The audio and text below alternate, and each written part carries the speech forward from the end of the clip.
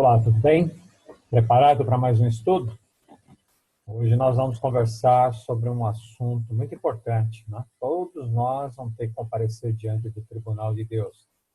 O assunto de hoje é o juízo. Já começou a fugir aqui, voltou, tudo bem? O nosso assunto de hoje é sobre o juízo. Todos um dia compareceremos perante o tribunal de Deus. Vou sair daqui do caminho, pronto. Vamos lá? Então esse é o nosso assunto de hoje. E para a gente estudar esse assunto, nós vamos tentar responder algumas perguntas. Uma delas é: todos enfrentaremos o julgamento de Deus? Aliás, é uma afirmação, não é uma pergunta. Todos nós vamos enfrentar o julgamento de Deus. Olha o que diz aqui em Eclesiastes 12:14, o que Salomão disse com relação a isso. Porque Deus há de trazer a juízo todas as obras, até as que estão escondidas, quer sejam boas, quer sejam más, né? Tudo isso vai vir à tona. Ao nosso redor, né? Cada um de nós tem anjos anotando tudo, né? Registrando ali. Eu falei uma vez aí para vocês, não são anjos delatores, mas relatores, né? Tudo que a gente faz de bom, faz de errado, fica tudo registrado, né? E então a gente tem que tomar muito cuidado. O outro texto aqui, Paulo reforça essa ideia. Ele diz aqui, olha, todos compareceremos perante o tribunal de Deus. Romanos 14:10, palavras de Paulo. Todos nós, todos, né? Tudo vai vir a juízo. Todos comparecerão perante o tribunal de Deus. Será que a gente está preparado para isso? Será que nós estamos preparados para enfrentar esse julgamento? Como será esse julgamento? Quais critérios serão utilizados? Qual será a referência? Quem é o juiz? Quem será que é o juiz? Como podemos ser absolvidos? São essas e mais algumas outras perguntas que nós vamos tentar responder no estudo de hoje. Mas, para a gente começar o nosso estudo, vamos antes fazer uma oração, pedir a direção de Deus. Senhor nosso Deus, mais uma vez queremos te agradecer por tudo aquilo que tens feito em nossa vida, guardando, nos protegendo, nos livrando de todos os males. Pedimos agora que teu Santo Espírito possa estar conosco, dando-nos sabedoria dos altos céus, para que ao abrirmos a tua palavra possamos compreendê-la. Entendermos que juízo é esse, como será esse julgamento, o que vai ser avaliado e como nós podemos sair vitoriosos desse julgamento. Dá-nos entendimento, dá-nos a sabedoria, que teu Santo Espírito nos dirija. Por Jesus pedimos. Amém. Muito bem, então vamos começar o nosso estudo de hoje, tentando responder. Já isso aqui nós estudamos no nosso estudo passado aí, né? Para onde Jesus foi após a sua ascensão. Estão lembrados? Hebreus 8:1-2 diz que a suma de tudo que temos dito é que temos um sumo sacerdote, tal que está sentado nos céus, à destra do trono da majestade, ministro do santuário e do verdadeiro tabernáculo, o qual o Senhor fundou e não o homem. No capítulo, Hebreus ainda, capítulo 9, versículo 24, porque Cristo não entrou num santuário feito por mãos, figura do verdadeiro, porém no mesmo céu, para agora comparecer por nós perante a face de Deus. Então, o santuário que Cristo entrou, depois da ascensão dele, né, onde ele é o ministro do santuário, onde ele é o sumo sacerdote, onde ele está sentado nos céus, à destra da majestade, à destra do Pai, ele está intercedendo por nós. E lá nós sabemos que é o verdadeiro santuário. Lembra que Deus mostrou para Moisés lá no monte como deveria ser o santuário? O modelo é o verdadeiro, é o que está nos céus. Em Apocalipse 1:12-13 diz que virei-me para ver quem falava comigo, e virando-me vi 7 castiçais de ouro, e no meio dos 7 castiçais um semelhante ao Filho do Homem, o próprio Cristo, né? 7 castiçais, lembra dos castiçais lá do lugar santo, no santuário? Nós estudamos sobre isso no último estudo, né? E ele estava vestido até os pés de uma roupa comprida e cingido pelos peitos por um cinto de ouro. Então, nós já vimos isso no estudo passado, quando estudamos sobre o santuário de Deus, não é? E aqui, um slide, deixa eu diminuir aqui para vocês enxergarem melhor o slide. É importante que eu diminua para que ele cresça, né? O João falou isso, João Batista. Aqui nós vemos, então, Cristo, como é que chama aí? Uma imagem, né? simulando Cristo no santuário. Aqui vocês têm o que seria o incensário aqui, né? Saindo aqui, subindo a fumaça, simbolizando as nossas preces. E aqui vocês estão vendo dois anjos curvados. Esse móvel aqui, esse tampo aqui, opa, não era para avançar ainda, é o propiciatório, onde estão os anjos no lugar santíssimo. Lembram disso? Nós estudamos nisso no último estudo. Só que aqui fala do incensário aqui na presença de Deus. Na realidade, no lugar santo, aqui na terra, existia o altar de incenso que ficava do lado de fora, no lugar santo, não no santíssimo, né?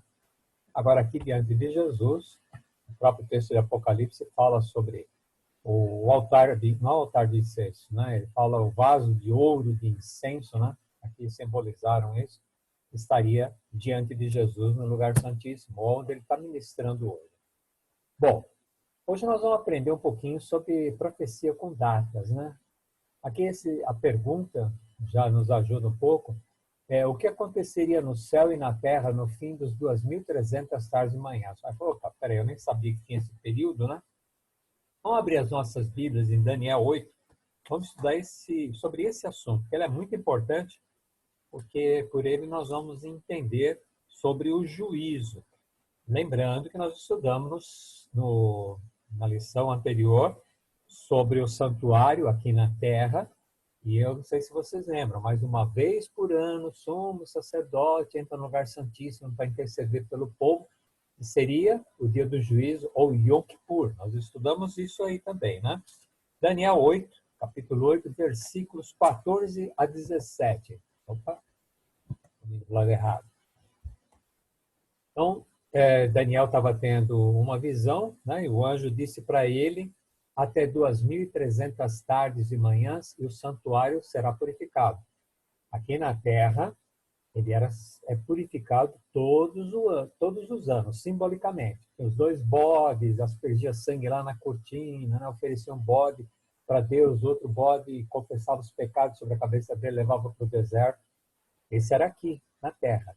Agora, este outro santuário, que é o santuário de Deus, aqui diz assim, até 2.300 tardes e manhãs, o santuário será purificado. O da terra? Não. O dos céus. E aconteceu que, havendo eu, Daniel, tido a visão, procurei o significado, e eis que se apresentou diante de mim como uma semelhança de homem. E ouvi uma voz de homem entre as margens do Ulaí, a qual gritou e disse, Gabriel, dá a entender a este a visão, que é o anjo Gabriel, né? Alguém falando para o anjo Gabriel, provavelmente Jesus falando para Gabriel. Ajuda Daniel a entender essa visão. Ele veio perto de onde eu estava, e vindo ele, me amedrontei e caí sobre o meu rosto. Mas ele me disse, entende, filho do homem, porque essa visão acontecerá no fim dos tempos. Então, nós temos duas pistas aqui. A primeira delas, que depois de 2.300 tardes e manhãs, o santuário seria purificado. Não o da terra, mas o dos céus, né? Essa visão acontecerá no fim dos tempos. Então, era uma coisa, não era para o tempo de Daniel, mas é para o nosso, né? Vamos continuar vendo mais alguma coisa aqui. Apocalipse 14, versículos 6 e 7 diz assim, e vi um outro anjo voar pelo meio do céu, e tinha o evangelho eterno, a palavra de Deus, né? Para proclamar aos que habitam sobre a terra, e a toda a nação, tribo, língua e povo, dizendo com grande voz, temei a Deus e dai-lhe glória. Por quê? Porque é vinda a hora do seu juízo. Então, o anjo voando pelos céus, com a palavra de Deus nas mãos, anunciando a todas as nações que temam a Deus e deem glória a Deus, porque é vinda a hora do seu juízo. Está chegando a hora. E adorai aquele que fez o céu, a terra, o mar e as fontes das águas. Adorai o Criador. No capítulo 11, versículos 18 e 19, diz que iraram-se as nações e veio a tua ira, e o tempo dos mortos para que sejam julgados. Até os mortos vão ser julgados, né? E o tempo de dares o galardão aos profetas, teus servos, aos santos, aos que temem o teu nome, a pequenos e grandes, e o tempo de destruir os que destroem a terra. E abriu-se no céu o templo de Deus, e a arca da sua aliança foi vista em seu templo.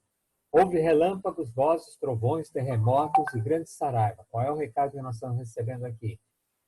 O anjo está anunciando. Quando fala em anjo, um anjo voando pelo meio do céu, significa alguma coisa urgente a ser dita, né? Dita para quem? Para todos os que habitam sobre a terra. E qual é o recado? Temei a Deus e dai-lhe glória, porque é vinda a hora do seu juízo. Nós estamos aí com o juízo de Deus às portas, a qualquer momento, a gente não sabe. Se você morrer hoje, morrer amanhã, você já está com um pé lá dentro do juízo, né? O juízo não vai acontecer enquanto você está morto. Aí você vai ressuscitar, você vira aqui embaixo, né? E o tempo dos mortos para que sejam julgados, né? Todos, vivos e mortos, todos seremos julgados, todos compareceremos diante do tribunal de Deus. Esses nossos líderes políticos, né? Os grandes industriais que procuram explorar o povo, tirar vantagem em cima do povo e pensam, né, a justiça que não pega eles, eles acham que vão escapar da justiça de Deus, não vai não. Tudo aquilo que as riquezas que eles estão acumulando, tudo que eles estão prejudicando o povo, vão acertar contas com Deus e vai ficar caro. Lembra? Nós já estudamos sobre o milênio, qual é o desfecho da história, a gente já conhece. Só que antes do desfecho da história, tem que definir, peraí, quem vai ser destruído e quem vai morar junto com Deus na eternidade. Então aí é o juízo entra em ação. Olha mais esse outro texto, Apocalipse 10, 11. É necessário que ainda profetizeis a respeito de muitos povos, nações, línguas e reis. Nós estamos chegando nesse desfecho, mas ainda é necessário que a mensagem alcance todos os cantos do mundo. Não pode ter... Eu estava lendo até um comentário hoje, deixa eu abrir aqui rapidinho para contar para vocês, aqui na lição que nós estudamos toda semana, nós estamos aprendendo aqui sobre a Bíblia, né? Essa lição aqui dá para vocês verem. Nós estamos estudando aqui sobre as Escrituras, né? Como interpretar as Escrituras. E aqui no comentário, deixa eu ver aqui que eu peguei na lição errada, a próxima aqui. Diz assim, 6.000 línguas são faladas entre os bilhões de habitantes da Terra. Os bilhões de habitantes, deve ter 7 bilhões e meio, mais ou menos, de habitantes na Terra. São 6.000 línguas diferentes que eles falam. E a Bíblia já foi traduzida para mais de 600 idiomas, mas para 6.000 línguas, 600 idiomas, está muito longe, falta muita gente. Mas isso a Bíblia é completa. Agora, algumas porções da Bíblia já foram traduzidas para outros 2.500 idiomas, mas ainda é pouco, ainda falta muito, né? Os Gideões fazem um trabalho muito bom, deixando aí pelos hotéis e outros lugares mais, aquelas porções do Novo Testamento, Salmos, Provérbios, né? Então, uma porção da Bíblia já foi distribuída em 2.500 idiomas, mas estima-se que ainda tenha 1,5 bilhão de pessoas que não têm acesso a nenhuma das informações relativas à palavra de Deus. Então, é necessário que ainda profetizes a respeito de muitos povos, nações, línguas e reis. A mensagem ainda tem que alcançar muita gente, né? Porque quando ela alcançar, é que virá o fim. Agora, nós falamos aqui em 2.300 tardes de manhã, até 2.300 tardes de manhã, e o santuário será purificado. Mas onde começa a contar essas 2.300 tardes de manhã? Vamos lá para Daniel. Daniel, capítulo 9, eu estava aqui no 8, né? Vamos para o 9 aqui. Capítulo 9, versículos 24 e 25. Pode dar uma olhada aqui nesses cálculos. A gente vai entender um pouco melhor aí a respeito desse assunto. Não se preocupe, depois eu vou mostrar um gráfico para vocês.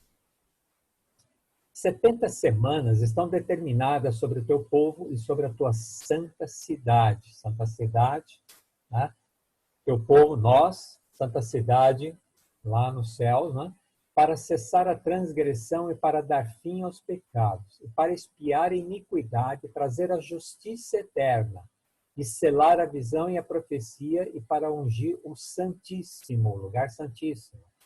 Sabe e entende.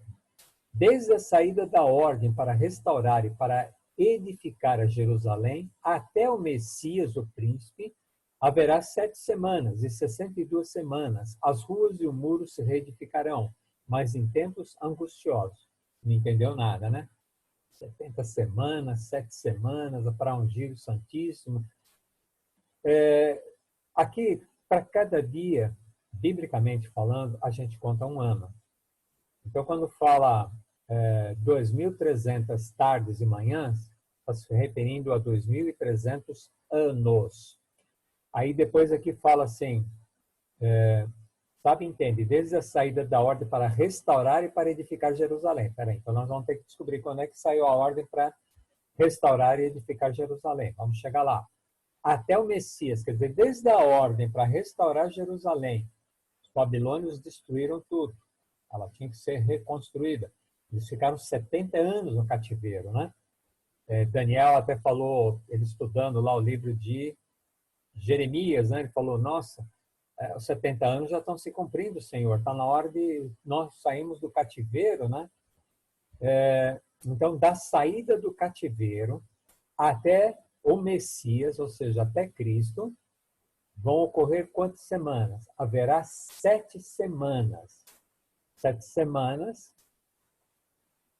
7 semanas, né? São 49 dias, são 49 anos. E 62 semanas.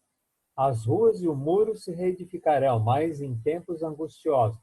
Vamos mais um pouquinho para frente, a gente vai entender melhor isso. Esdras 7, 8 e 9. Vamos ver quando é que foi. Quando saiu esse decreto para a reconstrução de Jerusalém, dos muros e do templo de Jerusalém, né? Para que a gente saiba quando é o ponto de partida desses 2.300 anos, que é o que interessa para a gente hoje. Não se preocupe que a gente vai chegar num gráfico que vai ficar mais nítido para vocês. Então aqui fala, voltei para Daniel, era Esdras, né? Fui para trás. Esdras chegou a Jerusalém no 5º mês do 7º ano de Artaxerxes.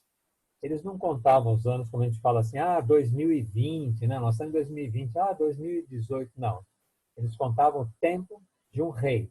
Então, Artaxerxes era o rei medo-persa, que já estava comandando aquele tempo. Babilônia já tinha sido derrotada, mas eles estavam cativos em Babilônia. E Artaxerxes era o rei medo-persa daquela época. Então, aqui diz que no 7º ano de Artaxerxes, quer dizer, 7 anos, a partir do 1º ano, não tem ano zero, tá? Quando ele assume, começa a contar. É o 1º ano. Começou o 1º ano. Ele não fala assim, tem um ano zero, aí quando completa um ano, aí você vai contar um ano. Não, um ano já começa a contar desde que ele assume. Então, no tempo do 7º ano de Artaxerxes, no 1º dia do 1º mês, partiu de Babilônia. Quem partiu de Babilônia? Esdras e uma comitiva para ir reconstruir Jerusalém. E no 1º dia do 5º mês, chegou a Jerusalém, segundo a boa mão do seu Deus sobre ele. Quer dizer, Deus levou eles de Babilônia até Jerusalém. Quanto tempo demorou? Ele saiu no 1º mês e chegou no 5º mês, no 1º dia, então significa que são 4 meses. 5 meses, melhor dizendo, né? 5 meses ele levou para chegar lá. Qual é o 1º mês mesmo? Nós estudamos isso no estudo anterior. 1º mês? Abril, né? 1º mês de abril. Ele chegou no 5º mês.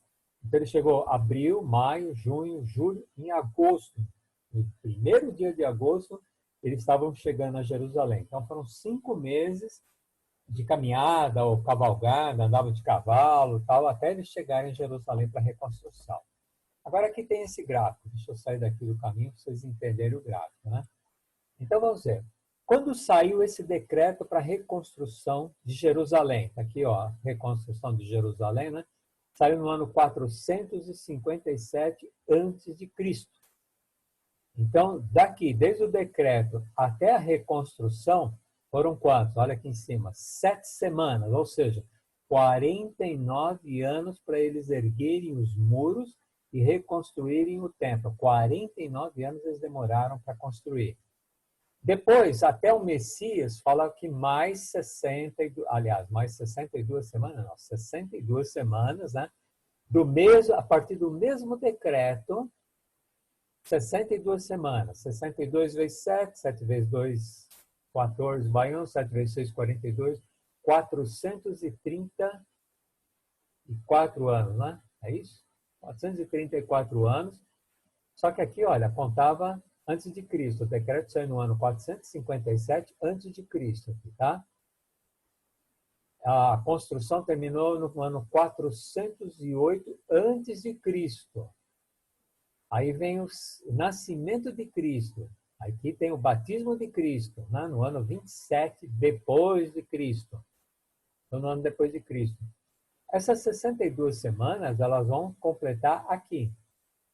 Quer dizer, na metade da última, depois de 62 semanas, chegaria o Messias, aí mais uma semana, e ele seria retirado, ou seja, ele foi morto. E depois, completando na metade da semana, na metade da semana, Cristo seria tirado, ou seja, 3 anos e meio depois que ele começou o ministério, ele seria morto. Mais 3 anos e meio, uma semana, 7 dias, 3 dias e meio, 3 dias e meio, se transforma em anos, 3 anos e meio. Né? Então, no ano 34, o que aconteceu? O apedrejamento de Estevão, a morte de Estevão. E o que tem tudo isso aqui a ver? Não é o nosso assunto de hoje. Nós queremos saber sobre as 2.300 tardes e manhãs para saber quando que o santuário começa a ser purificado. Mas aqui, só para ajudar aqui no entendimento, esse apedrejamento de Estevão, foram os próprios judeus quem apedrejaram Estevão, rejeitaram Cristo, crucificaram ele, apedrejaram Estevão. Então, o que aconteceu? A partir deste momento, os gentios assumem a responsabilidade da pregação do evangelho, não mais os judeus. Isso não significa que os judeus foram descartados, continuam sendo a menina dos olhos de Deus. Mas a pregação do evangelho ficou por conta de quem? Dos apóstolos, dos discípulos e dos gentios que iam se convertendo, continuava a pregação do evangelho. E aí, o que acontece? Terminando o período das 2.300 tardes de manhã, nós vamos chegar em 1844 depois de Cristo. Recentemente, o ano de 1844. E o que acontece nesse ano de 1844? Cristo, quando ele foi para os céus, quando ele ressuscitou e foi para os céus, ele foi para o santuário. Em 1844, o que é a purificação do santuário? O que era aqui na terra? Lembra que o sumo sacerdote entrava no lugar santíssimo para interceder pelo povo? Cristo entra no lugar santíssimo lá no céu, depois das 2.300 tardes e manhãs, o santuário será purificado. Cristo entra no lugar santíssimo lá nos céus para a purificação do santuário. E aí começa então agora, de 1844 para cá, começa o julgamento. Poxa, mas que julgamento demorado, são bilhões e bilhões de pessoas que vão passar por esse julgamento. É claro que para Deus seria simples, né? Mas o inimigo reivindica cada um de nós, todos nós somos pecadores. Então ele vai lá ele também tem a listinha dele de tudo que nós fizemos, principalmente de errado. De bom ele não marca, né? Só as coisas erradas, né? Para chegar lá diante do juiz, né? Nós vamos ver já isso aqui. Aliás, já vimos, né? Jesus é o juiz, né? Vai chegar diante do juiz, fulano de tal, olha a lista de pecado dele. Olha como é grande essa lista aqui, né? Esse é meu. E aí Cristo vai justificar ou não cada um de nós, né? E o que acontece depois desse período aqui da purificação do santuário? A volta de Cristo. Para entender mais ou menos, depois eu preciso mandar para vocês este gráfico aqui. Eu não coloquei no quadro, mas eu vou... Me lembrem, se eu não mandar, me cobrem para eu poder mandar para vocês. Bom, qual é o papel de Jesus no julgamento? Também já vimos isso no estudo anterior. João 5, 22, 27. O Pai a ninguém julga, mas deu ao Filho todo o juízo e deu-lhe poder de exercer o juízo porque é o Filho do homem. Quem é o juiz? O próprio Cristo. E só isso que ele é? Vamos ver qual é a outra função que ele tem. 1 de João 2,1. Meus filhinhos, estas coisas vos escrevo para que não pequeis. E se alguém pecar, nós temos um advogado para com o Pai. Quem é esse advogado? Jesus Cristo justo. Estamos bem servidos, né? Satanás é o advogado de acusação. Jesus é o nosso advogado de defesa. Jesus é o juiz. Ah, ele vai puxar a sardinha para o lado dele? Não. Nós estamos muito bem, só precisamos para a gente realmente conseguir a absolvição nesse tribunal. Satanás, ele é ardiloso. Ele vai vir com uma lista grande de tudo aquilo que nós fizemos em todos os tempos. Se você não confessou seus pecados, se você não se arrependeu, se você não se entregou a Jesus, como é que Jesus vai te defender diante de Satanás? Ah, eu comprei ele com meu sangue. Mas espera aí, mas ele pecou, olha o que ele fez. Ele é tão audacioso que no livro de Judas, ele foi diante de Cristo reclamar o corpo de Moisés. Cristo foi lá para ressuscitar Moisés. Isso num outro estudo a gente vai ver sobre isso, né? Moisés está lá nos céus, Moisés, Elias e Enoque, né? Os três são que a gente conhece de nome, estão lá nos céus com Cristo. Quando Cristo foi lá para ressuscitar Moisés, Satanás foi lá diante deles. Depois vocês leem o livro de Judas, é um capítulo só, rapidinho vocês leem tudo.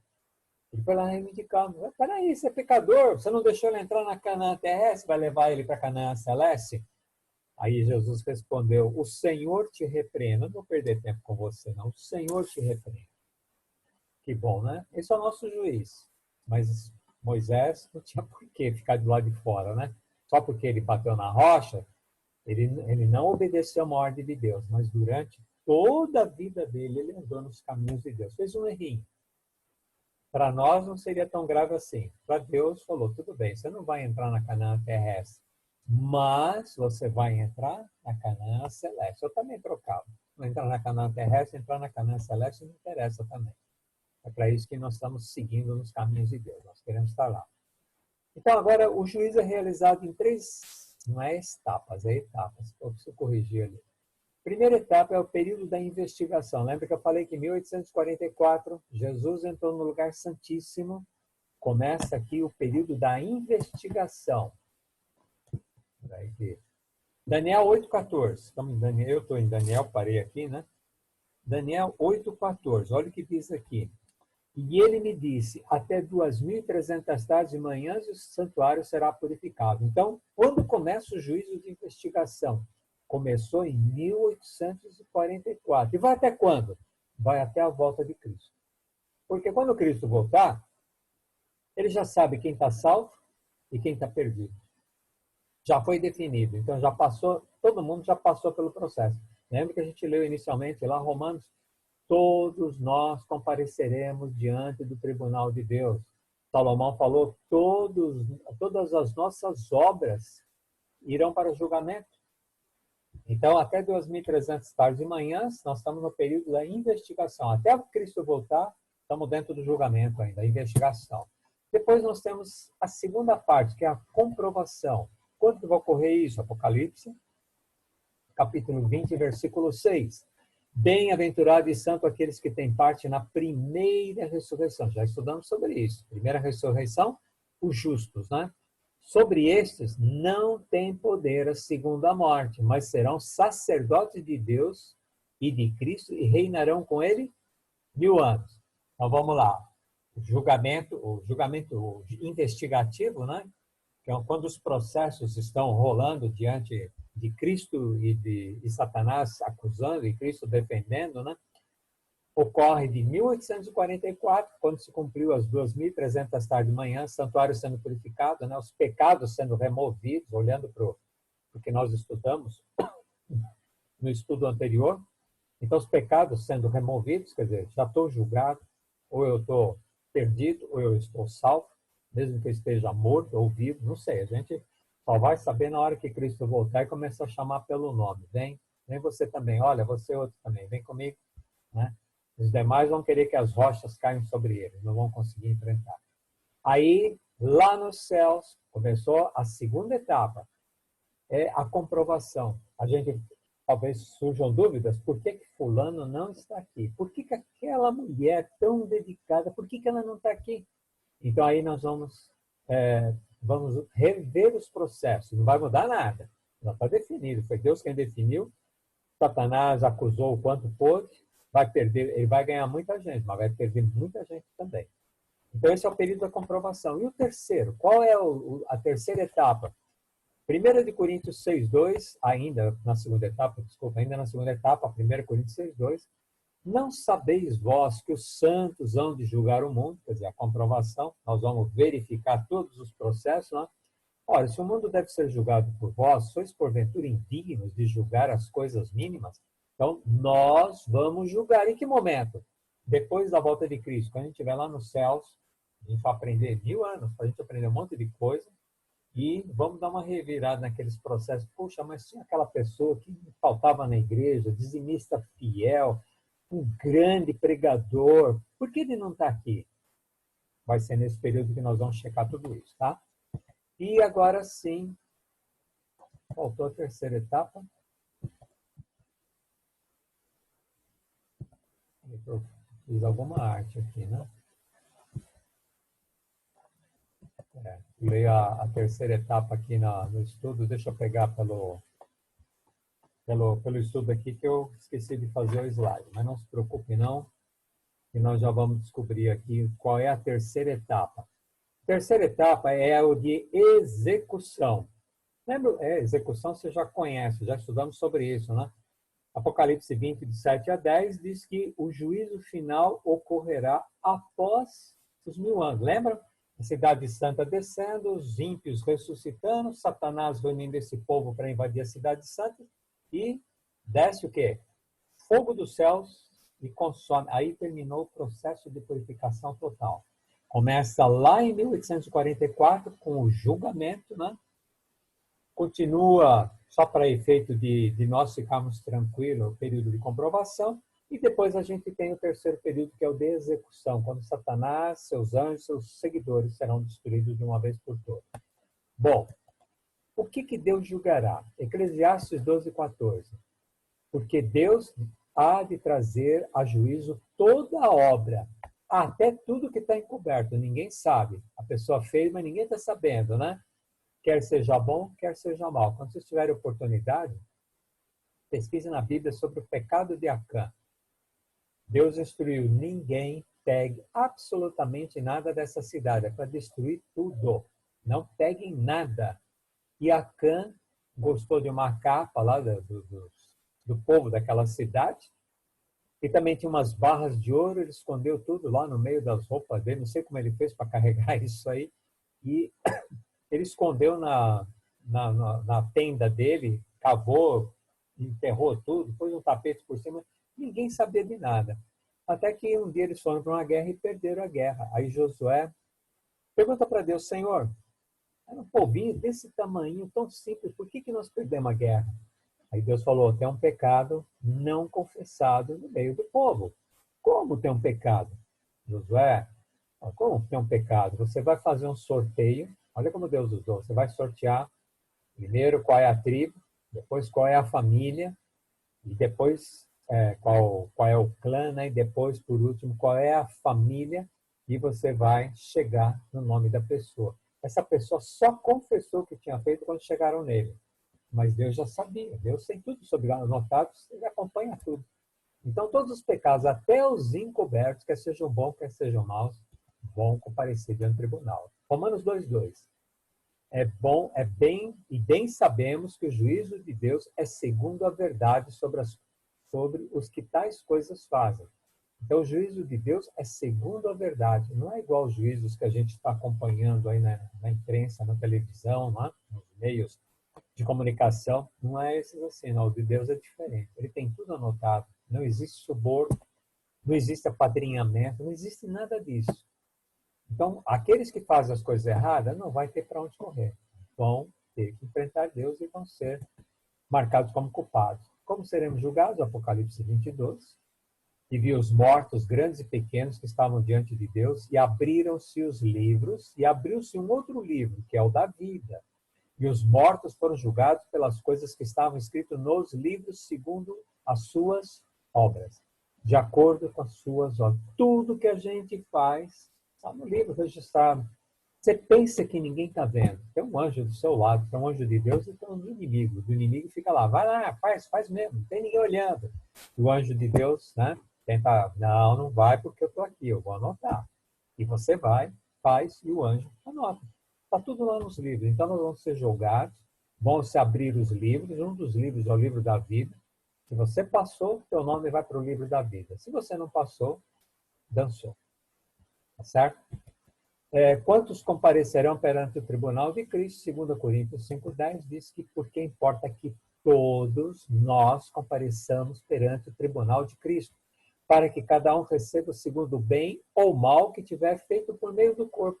Até você maltratando o seu corpo, olha só, hein? Até você se prejudicando. Eu sei que isso aqui é errado, mas eu gosto, eu vou fazer não sei o quê. Você vai responder por tudo isso. A gente sabe que é o certo, sabe o que tem que ser feito, mas eu não quero fazer, eu gosto disso, eu gosto de fazer todas essas coisas erradas. Tudo bem, vai responder por isso depois.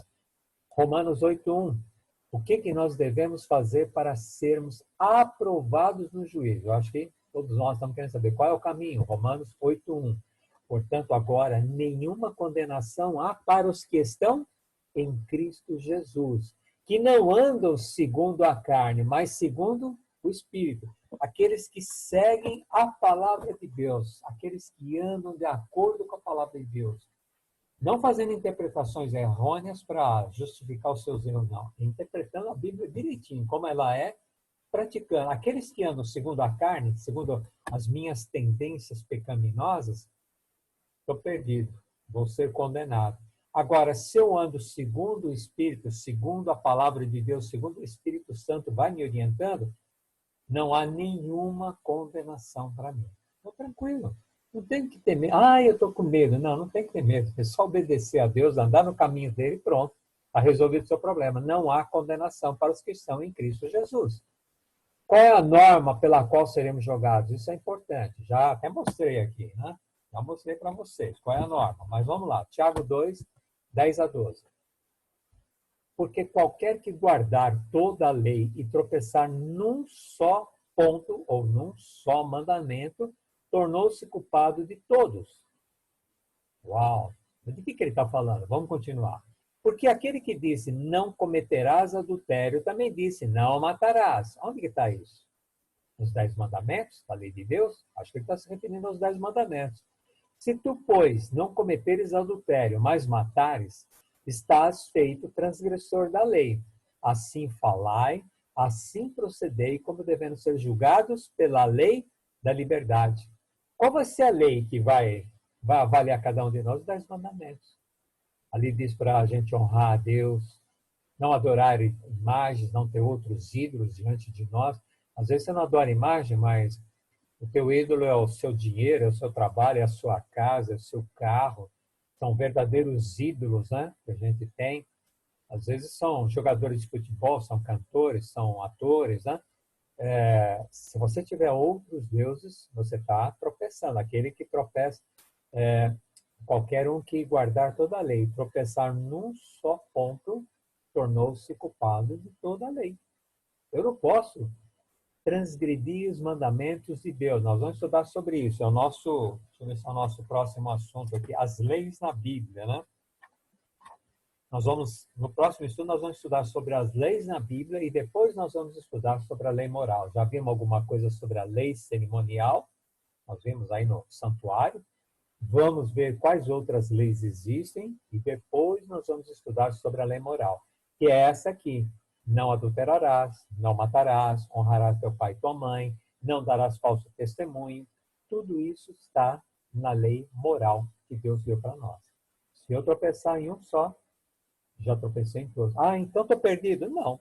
É só você se arrepender e se voltar para Deus. Faz o certo. Pode ficar tranquilo. Só fazer o certo. Eclesiastes 12, 13 e 14 diz o seguinte: de tudo que se tem ouvido, o fim é teme a Deus. Lembra do anjo ali que nós lemos dos primeiros textos? O anjo vindo no céu, né? Teme a Deus e dá-lhe glória, porque é chegada a hora do julgamento. Olha só o que diz aqui. A mesma coisa, Eclesiastes 12, 13 e 14. De tudo que você ouviu, o fim o mais importante é teme a Deus e guarda os seus mandamentos, porque isto é o dever de todo homem, toda mulher, de todas as crianças, é o dever de todos nós, porque Deus há de trazer a juízo toda a obra e até tudo que está encoberto, quer seja bom, quer seja mal. Não vai escapar nada. Está tudo anotado. Vocês podem achar, você está fazendo terrorismo, você está querendo pôr medo na gente. Não, não quero pôr medo em ninguém. É a verdade, é o que está na Bíblia. Nós temos que estar conscientes. Mas você tem medo? Não, não tenho medo. Estou consciente de que se eu fizer coisas erradas, principalmente conscientemente, eu sei que isso aqui é errado, mas eu vou fazer, eu quero fazer. Então eu estou praticamente dizendo que o Espírito Santo pode parar seu trabalho comigo, que eu vou fazer o que eu quero, não o que você está me orientando, é o que eu quero fazer. Só que lembre-se, você pode tomar essa decisão agora, porque lá na frente nós vamos ter um ajuste de contas com Deus. Eu não sei se é teu plano, ser queimado junto com Satanás. Eu creio que não. Meu não é. Meu é viver eternamente ao lado de Cristo. É para isso que eu tento me empenhar em compreender mais a palavra de Deus, conhecer mais a Deus e praticar os seus ensinamentos. Não é fácil, mas nós temos o Espírito Santo do nosso lado, querendo, os anjos de Deus, todos eles querendo nos ajudar a ser vitoriosos. Só se perde quem quer. Quem quer se salvar, confia em Deus, se entrega nas mãos de Deus e o resto do Espírito Santo vai fazendo o trabalho. Vamos deixar o resto para os próximos estudos. A gente tem muita coisa para falar, mas vamos devagar, porque senão estende muito o estudo. Vamos fazer a nossa oração para encerrar o estudo.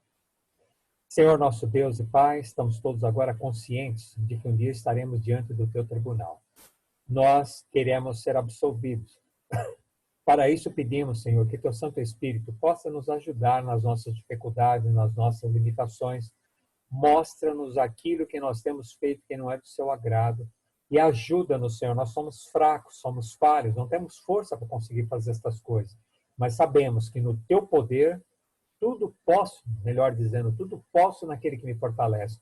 Nós podemos conseguir a vitória se nós nos apegarmos a Ti e permitirmos o trabalho do Espírito Santo em nossa vida. Fica conosco. Abençoe o lar de cada uma das pessoas que está participando aqui conosco. Que eles possam a cada dia crescer mais no conhecimento da Tua palavra e serem vitoriosos em Cristo Jesus. Amém, Senhor. Amém. Então, como eu já antecipei, o nosso assunto do próximo estudo são as leis na Bíblia. Primeiro nós vamos ver quais são as leis. Depois nós vamos estudar sobre a lei moral, sobre os 10 mandamentos. Que Deus te abençoe. Até o próximo estudo. Fiquem com Deus. Amém?